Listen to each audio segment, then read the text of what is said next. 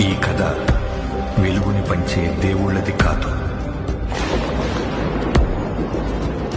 చీకటిని శాసించే రాక్షసులది కాదు,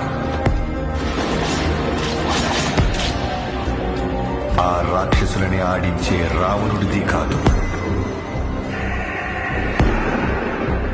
ఈ కథ రాజ్యం లేకుండా యుద్ధం చేసిన ఒక రాజుది, కండ్రగొడ్డలి పట్టిన యమధర్మరాజుది, మరణాన్నే వణికించిన మహారాజుది. पहचाना मुझे, डाकू, डाकू महाराज।